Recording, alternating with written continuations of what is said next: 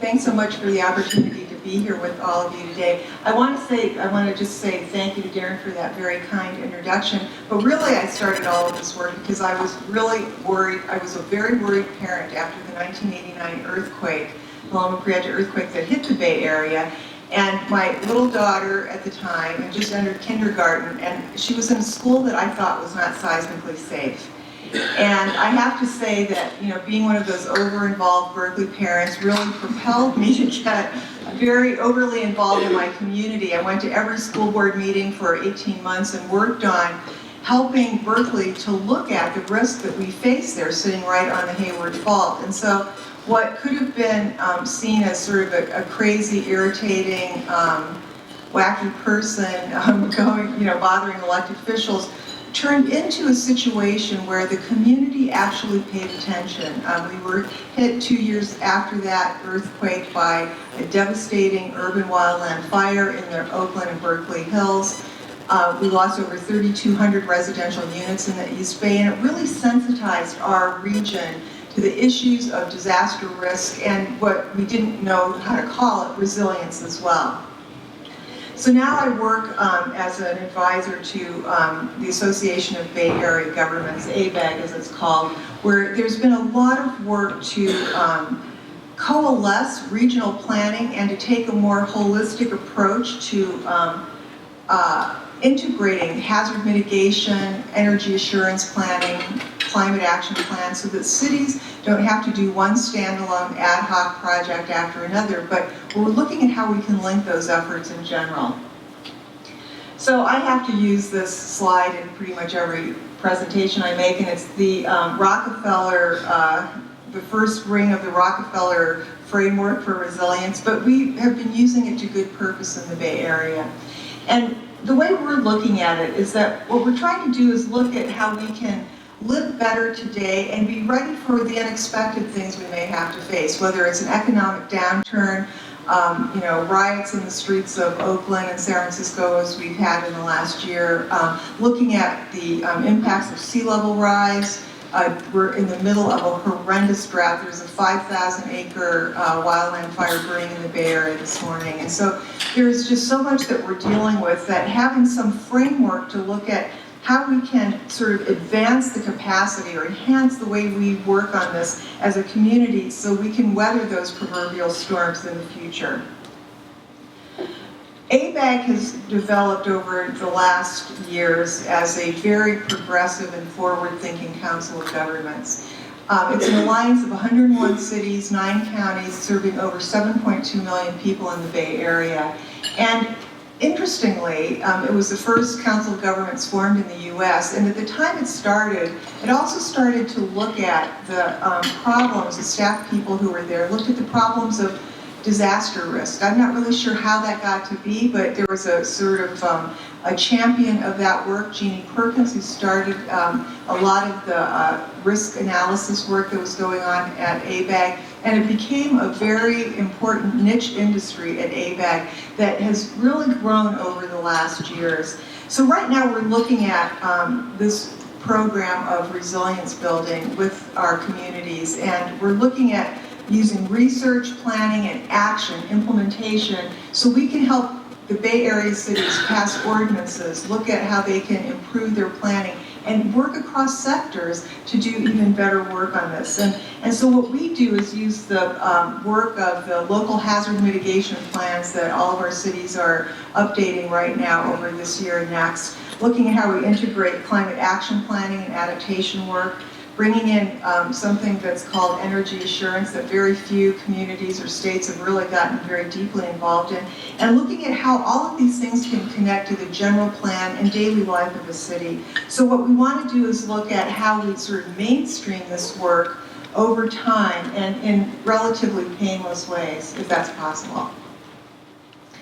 ABAG's regional role really is to work as a sort of planning department, and the work on cultivating community resilience has a lot of components to it. We do a lot of research. We've gotten funded by a number of terrific federal partners. FEMA Region 9 has been a godsend to us and has really funded a lot of benchmark risk analysis that we've done, which I'll talk about. But as well, we're providing sort of actionable science information so communities can make better decisions about what they're doing and how to develop a more informed and thoughtful way to look at capital planning and the work that they're doing within their communities to, whether it's rebuilding infrastructure, retrofitting homes, or figuring out how to strengthen social networks.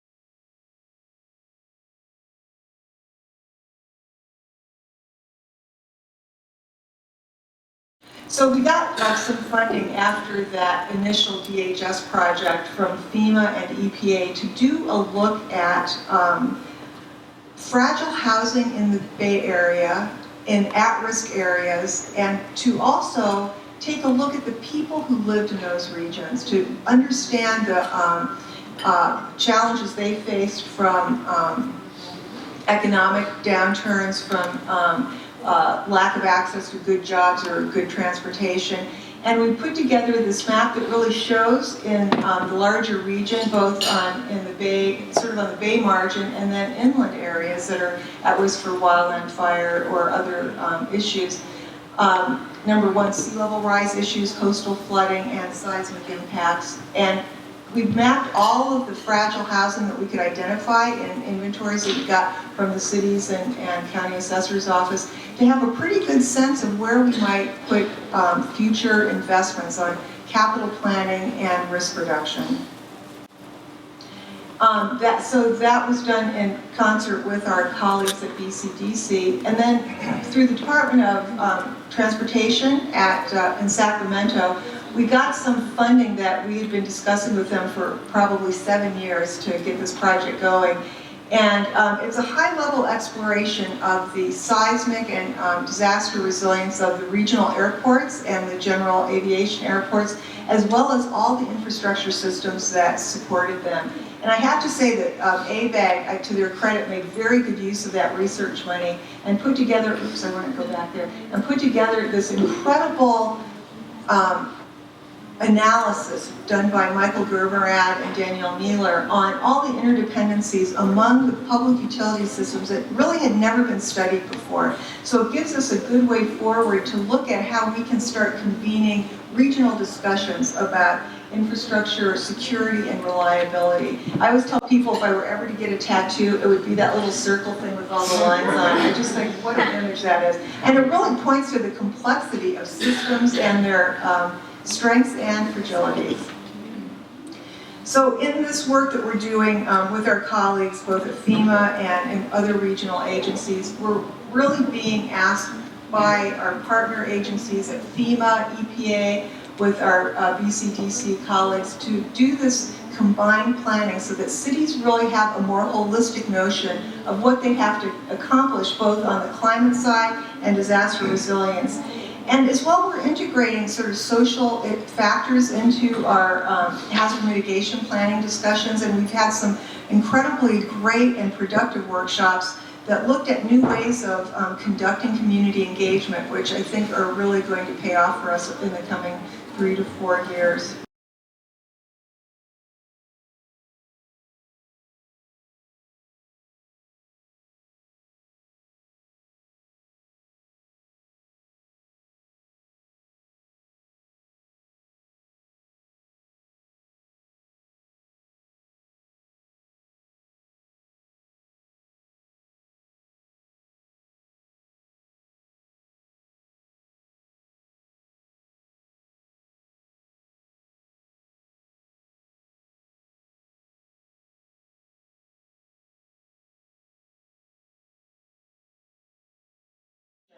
And what we've seen is that together the cities are making some very forward-thinking moves on forming alliances and tapping that cap and trade money that we're generating in California to fund resilience over the coming years.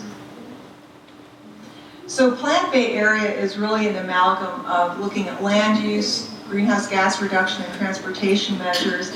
And it's really informed by all of these other factors of affordable housing, economic prosperity, conservation, placemaking, so that we're really helping our communities in the region to focus on equity, social equity, race equity, economic equity, sustainability, so that we're living in smarter, safer communities. And under this larger umbrella or underpinning, if you will, or foundation of resilience itself. And I have to say that we've made some good strides in the last few years working on the run-up to the 2017 new plan. And so all of these elements of the plan are funded by our federal partners. Particularly, I want to really call out the support that we're getting from FEMA, Homeland Security, Department of the Interior. U.S. Geological Survey has been a mainstay for us, as has HUD. We just finished a 5-year project on regional economic equity and social justice that has provided us with a lot of good connections with people in the neighborhoods and communities in the Bay Area, and they're the people who we serve, of course, the most deeply. So last October, in California, we make use of every anniversary of every disaster. It really doesn't matter if it was, a little flood over in West Berkeley where, the animal shelter, had to move out for a few months. No, we sort of go for it. So last year was a big year in California. We had the 20th anniversary of the Northridge earthquake in January, and in October, the 25th anniversary of the Loma Prieta earthquake. And Janelle and Sherry are laughing because we really made hay of these events. And actually, we got a lot of media coverage about what happened on that day in 1989 when the World Series was playing and the disaster hit.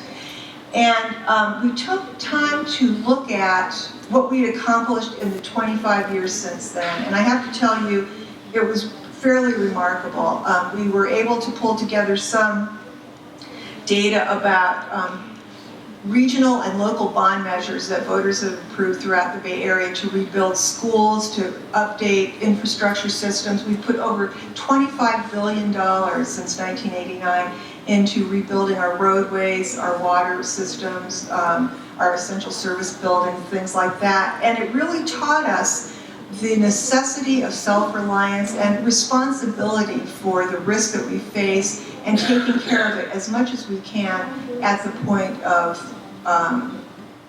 where the risk lies. And as we were saying last night at the dinner, and we've been saying it since the Project Impact Days, as Darren referred to those many years ago, is that all mitigation is local. The local decisions made by land use planners and city councils and voters, whether to protect their community or to ignore those potential risks, is really, the crux of the matter. And I think in the Bay Area, we've been engaged with 25 years of collective action on this. When we had a meeting with the Rockefeller Foundation a year ago in April, and Michael Berkowitz was there, who's head of the Resilient Cities program, and he said to all of the people, I think there were about 300 of us gathered there, he said we were all suffering from post-traumatic stress disorder in the aftermath of the 1989 earthquake, because we just could only talk about earthquake stuff. So we're trying to change that a little bit. So at this symposium, Jamil Maffei, Marianne Kanoy, who's here, managing everything, Sherry Aguirre, were very instrumental in partnering with us to get this project going. And we gathered hundreds of federal, state, and local leaders together to develop some policy objectives, mainly focusing on the retrofit of our building codes, to make sure that we have building codes in the 21st century that make sense given the kind of performance that we need, and to figure out how to define good retrofit standards. Again, the CEA is doing sort of phenomenal work on that, and they've been just awakened as a powerhouse in the resilience circles these days. We're looking at guidelines for soft-story multi-unit apartment buildings that are susceptible to earthquake damages, very scary collapse hazard possibilities there. And we're looking at financial incentives. So CEA is developing this great program on residential upgrade incentives for homeowners. And we're looking at, in the ABAG offices, and how we can figure out regional financial incentives for multi-unit buildings. And I'll talk a little bit about some of the property assessed funding that we can do to do seismic clean energy and water updates. And then we're looking also at how to convene a Lifelines Council throughout the Bay Area, modeling the work that's been done at City and County of San Francisco on that, bringing together the public utilities, the privately owned utilities, and the cities to talk about what happens when there's a big grid disruption, what happens when our water systems and wastewater systems are down.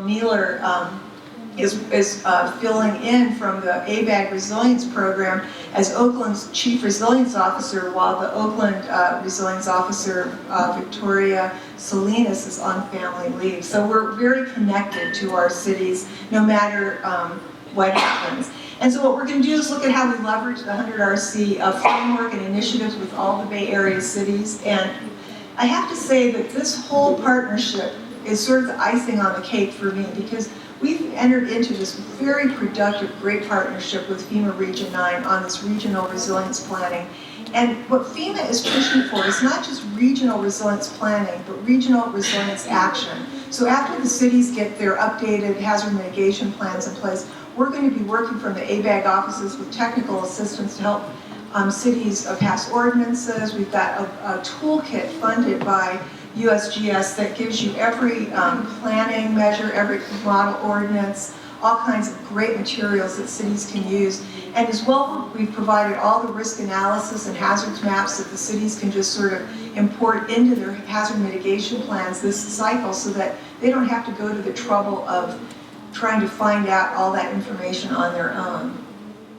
Our next steps with the 100RC work will be to do an analysis of the regional investment that Rockefeller is making, creating a map of what's going on in the Bay Area, and perhaps we'll take that out to other areas as well, but we're going to look at what's going on the climate and resilience communities, and provide that in one space. We don't really have that in the Bay Area. And then look at how we can develop, yet more case studies about, promising practices. But I think we have a lot to share with the regional work that we're doing. And I don't hope I'm not over, but I just want to say a few things about the work that we've done, that we started in Berkeley 25 years ago, really was founded on work that the Natural Hazard Center helped us develop. I mean, I would come to the meetings in July when they were at Boulder, when they moved here to Broomfield, and I would literally, sit and listen to Professor White, to Dennis Milletti, to Professor Tierney, and take those lessons back to Berkeley. And I would tell the city manager and city council, we have to do this, we have to put in a redundant water system. And at first they would look at me like, oh my gosh, you're not going to be allowed to travel outside of the state anymore, because every time you come back, you bring more ridiculous ideas to us. But those ideas fermented and grew, and over time, sort of promulgated throughout the Bay Area. Oakland was, a partner all the way along, San Francisco as well. And so we really used the good offices that the Natural Hazard Center has provided. And I think consequently, there is good news on the resilience front. We are having a moment, and we have the opportunity now to really move this agenda forward.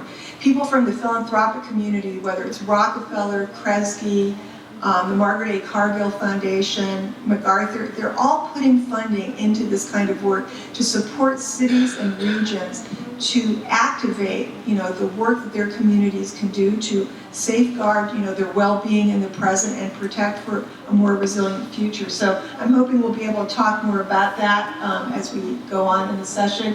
Here's our website for the resilience program at ABAG. It's very cool. The young team that I work with, Danielle Mueller, Michael Gurmarat, and Dana Breckwald, are total, tech savants. They're just, structural engineers, planning, aficionados, and they are doing some excellent technical work. And I really feel like we're growing sort of a cadre of policy professionals. You'll hear later this morning from Cheryl Rabinovich, for example, who is, another policy rising star. So what part of, I feel my responsibility is to sort of help along with all of us here to promote that kind of leadership, so that we will continue this work into the next few generations at least. And then if you want to stay connected, we have social media stuff going on, so please tap into it as you can. Thank you so much.